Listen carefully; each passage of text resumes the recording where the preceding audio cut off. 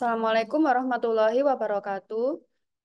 Selamat pagi Pak Tatang. Kami dari kelompok 7 akan menyampaikan tugas terkait paper review dengan judul Implementation of Open Innovation Model Organizational Approach, di mana kelompok kami ada saya, Lailatul Fitriyah, dan Mas Hisam Sibarani. Adapun penulis dan penerbit dari Liliana Mitkova, Institute de Research of Giessen atau IRG, University Paris, France. Kemudian untuk daftar isi, ada pendahuluan, tinjauan literatur, metodologi, hasil dan diskusi, pembahasan gambar satu dan kesimpulan.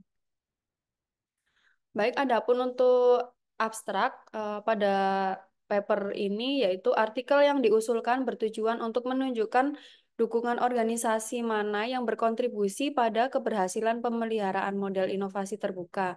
Secara konkret dalam makalah ini kami mengemukakan pendekatan baru untuk mengelola inovasi terbuka, yaitu mengidentifikasi kerangka organisasi untuk mengintegrasikan pengetahuan dari luar. Untuk melakukan ini kami fokus pada pengaturan organisasi dan pemangku kepentingan selama fase awal inovasi terbuka inbound. Kami menganalisis pertanyaan ini dengan mengambil contoh dari sebuah grup besar Perancis di sektor teknologi tinggi yang memiliki kebijakan aktif terhadap inovasi terbuka inbound. Kata kunci untuk paper ini yaitu inovasi terbuka, struktur organisasi, serta strategi inovasi. Eh, untuk pendahuluan, di sini konteks dan relevansi kalimat ini untuk kalimat yang ada di paper menunjukkan bahwa inovasi adalah kunci untuk bertahan dan bersaing dalam pasar global yang dinamis, menetapkan konteks penting untuk penelitian yang berfokus pada inovasi. Kemudian untuk evaluasi model inovasi, referensi Rothwell dan Glenn Ronsberg memberikan landasan historis yang menunjukkan bagaimana pemikiran tentang inovasi telah berkembang, yang memperkuat argumen bahwa model inovasi saat ini perlu dipahami dalam konteks sejarahnya. Kemudian untuk konsep inovasi terbuka oleh Chessberg menandai pergeseran paradigma dalam cara perusahaan melakukan inovasi, menunjukkan relevansi topik ini dalam konteks penelitian yang akan dibahas. Kemudian, eh, kalimat pada konteks dan relevansi di poin 4 menegaskan bahwa adopsi inovasi terbuka tidak hanya melibatkan perubahan dalam proses, tetapi juga memerlukan perubahan struktural dalam organisasi yang merupakan inti dari penelitian ini. Kemudian untuk yang kelima, evaluasi model dan model inovasi, pernyataan ini menunjukkan adanya celah dalam literatur yang ada yang menjadi dasar untuk penelitian ini menyoroti pentingnya fokus pada struktur organisasi untuk kegiatan inbound. Untuk keenam, konsep inovasi terbuka pada kalimat tersebut menunjukkan bahwa inovasi adalah kunci untuk bertahan dan bersaing dalam pasar global yang dinamis, menetapkan konteks penting untuk penelitian yang berfokus pada inovasi. Kemudian untuk ruang lingkup penelitian dijelaskan bahwa tujuan spesifik dari penelitian memberikan fokus yang jelas pada studi kasus yang akan dianalisis sehingga pembaca memahami konteks praktis penelitian. Kemudian untuk struktur artikel, eh, kalimat ini memberikan gambaran yang jelas tentang bagaimana artikel disusun, membantu pembaca untuk mengikuti alur pemikiran penulis dan memahami apa yang akan dibahas di setiap bagian. Untuk review pendahuluan secara keseluruhan, pendahuluan ini memberikan dasar yang kuat untuk artikel tersebut dengan mengatur konteks yang relevan, menjelaskan evaluasi model inovasi, dan menyoroti pentingnya dukungan organisasi penulis berhasil menarik perhatian pembaca dan menciptakan landasan yang solid untuk penelitian yang akan dibahas penelitian yang akan dibahas. Beberapa penambahan detail tentang metodologi dan contoh kasus dapat meningkatkan daya tarik dan kejelasan pendahuluan. Untuk tinjauan literatur, yang pertama, hubungan struktur organisasi dengan inovasi diadop dari Ciaroni 2010, top management plays a significant role in setting up organizational change. Kalimat ini langsung menyatakan bahwa manajemen puncak berperan penting dalam melakukan perubahan organisasi yang diperlukan untuk mendukung model inovasi terbuka. Kemudian eksploitasi dalam struktur ambidexterity, di mana kalimat ini mengindikasi adanya struktur khusus yang diciptakan untuk mempromosikan serta mengevaluasi proses pembukaan inovasi. Kemudian yang ketiga, karakteristik struktur organisasi untuk inovasi terbuka, independent open innovation business units are set up, di mana secara eksplisit disebutkan bahwa unit bisnis independen untuk inovasi terbuka didirikan untuk mendukung pengembangan inovasi di luar batas-batas organisasi.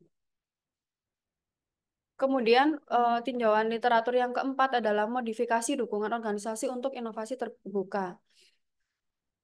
Organizational rules are defined gatekeepers who manage the interface between the firm and its external environment, di mana kalimat ini menunjukkan bahwa peran-peran khusus seperti gatekeeper diciptakan untuk mengelola hubungan antara perusahaan dan lingkungan eksternal yang penting dalam konteks inovasi terbuka. Kemudian yang kelima, pentingnya manajemen dan jaringan sosial dalam inovasi terbuka adalah sistem insentif yang dirancang untuk mendorong tujuan inovasi terbuka dijelaskan di sini dengan fokus pada metrik dan sasaran yang lebih terbuka. Kemudian yang keenam adalah koordinasi sentralisasi dan desentralisasi. Untuk literatur yang ada, kalimat ini menyoroti pentingnya membentuk jaringan mitra eksternal sejak awal proses inovasi yang merupakan fondasi penting dalam model inovasi terbuka. Untuk review tinjauan literatur secara umum, secara keseluruhan, tinjauan literatur dalam jurnal ini memberikan gambaran komprehensif tentang struktur organisasi yang mendukung inovasi terbuka. Literatur menekankan pentingnya ambidexterity dalam eksplorasi dan eksploitasi, fleksibilitas organisasi, serta peran jaringan sosial dalam inovasi terbuka. Namun ada beberapa celah yang perlu diisi, terutama dalam hal pemahaman lebih mendalam tentang dukungan organisasi spesifik yang diperlukan dalam setiap fase inovasi. Baik, untuk metodologi akan disampaikan oleh rekan saya. Silakan Mas Isam. Baik, terima kasih Mbak Laila. Dalam jurnal ini eh, ada 8 poin yang dibahas. Yang pertama adalah metodologi kualitatif. Existing studies have done very little to develop issues regarding organizational setups linked to building an open innovation model, calling for a qualitative research based on a single case study. Kalimat ini menunjukkan bahwa penulis menyadari kekurangan dalam penelitian sebelumnya dan menekankan perlunya pendekatan kualitatif untuk mengeksplorasi isu yang kompleks. Kemudian poin yang kedua adalah kasus tunggal. The choice of a single case can be justified provided that it is representative or typical. Penulis merujuk pada karya Yin untuk mendukung pemilihan studi kasus tunggal yang menunjukkan bahwa mereka mengikuti prinsip metodologis yang diakui. Kemudian yang ketiga adalah pemilihan kasus. This research propose a qualitative case study of a major French international group in the high-tech sector. Penjelasan tentang pemilihan kelompok internasional besar di sektor teknologi tinggi menunjukkan relevansi dan konteks yang sesuai untuk penelitian tentang inovasi terbuka. Kemudian yang keempat adalah durasi penelitian, which was studied for 4 years. Untuk durasi penelitian yang panjang ini menunjukkan komitmen penulis untuk mendapatkan data yang komprehensif dan mendalam yang penting dalam studi kualitatif. Yang kelima adalah pengumpulan data. Semi-structured interviews were regularly held with the group's R&D and IP managers. Kalimat ini menunjukkan bahwa penulis menyadari kekurangan dalam penelitian sebelumnya untuk menekankan perlunya pendekatan kualitatif untuk mengeksplorasi isu yang kompleks. Kemudian poin yang keenam adalah panduan wawancara. The interview guide was produced by analyzing structural variables put forward in published works. Ini menunjukkan bahwa penulis menggunakan kerangka teoritis yang ada untuk menyusun panduan wawancara, meningkatkan validitas dan reliabilitas data. Kemudian yang ketujuh adalah data sekunder, secondary data, atau internal and external documentation also corroborated the information obtained through the interviews. Penggunaan data sekunder untuk triangulasi memperkuat temuan, memberikan gambaran yang lebih holistik tentang praktek inovasi terbuka.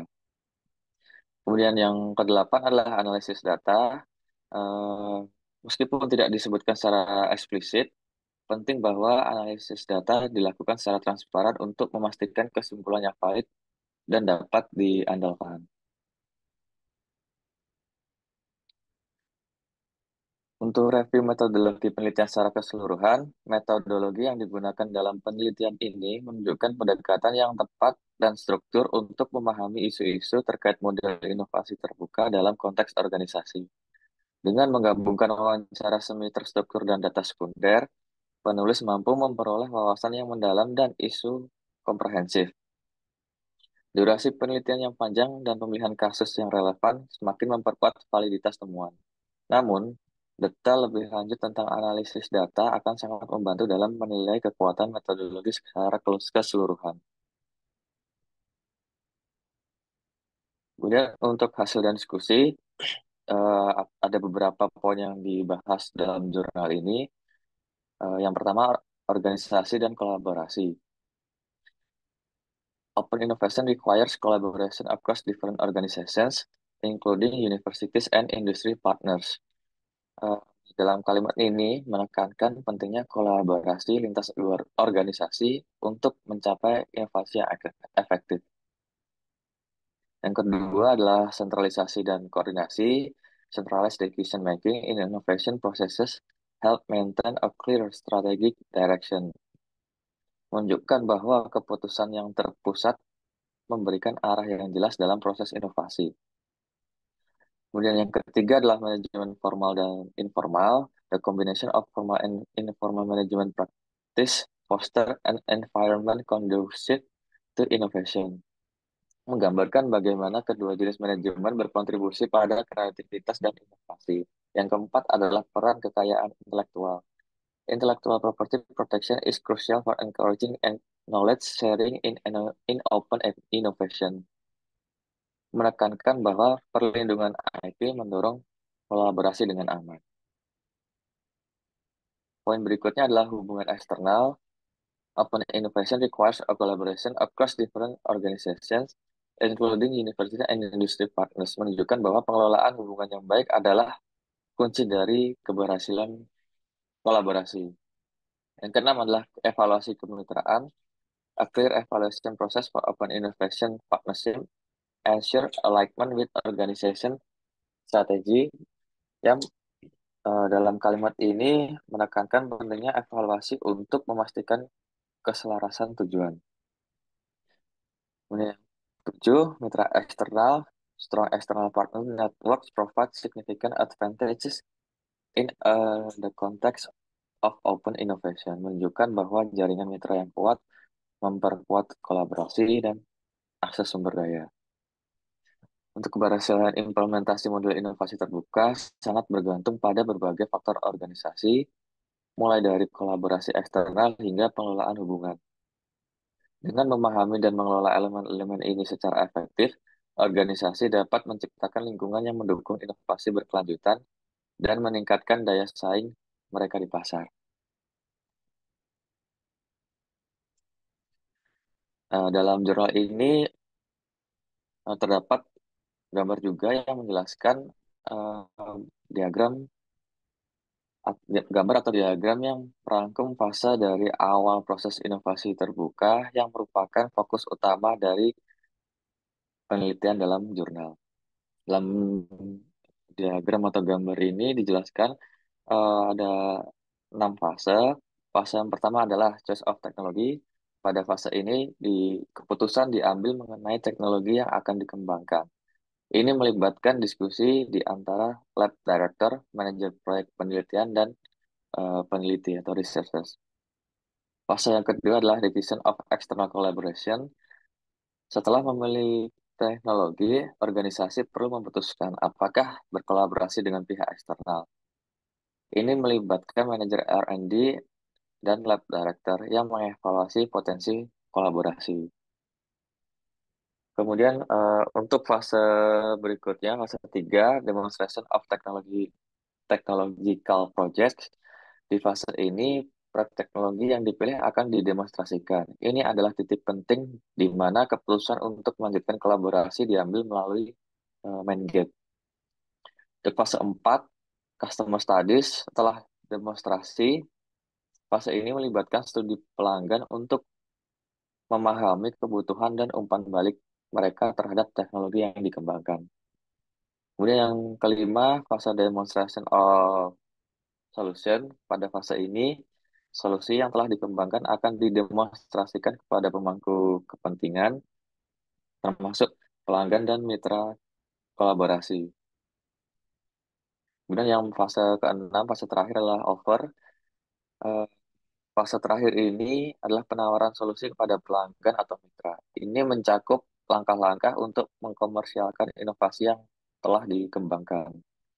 Dalam diagram ini sangat relevan dengan pembahasan dalam jurnal, karena struktur yang pertama struktur proses. Gambar ini mencerminkan struktur yang dijelaskan dalam jurnal mengenai bagaimana inovasi terbuka di organisasi dan dikelola. Setiap fase menunjukkan peran penting dari berbagai pemangku kepentingan yang sejalan dengan penekanan jurnal pada kolaborasi eksternal. Kemudian yang kedua adalah koordinasi dan manajemen.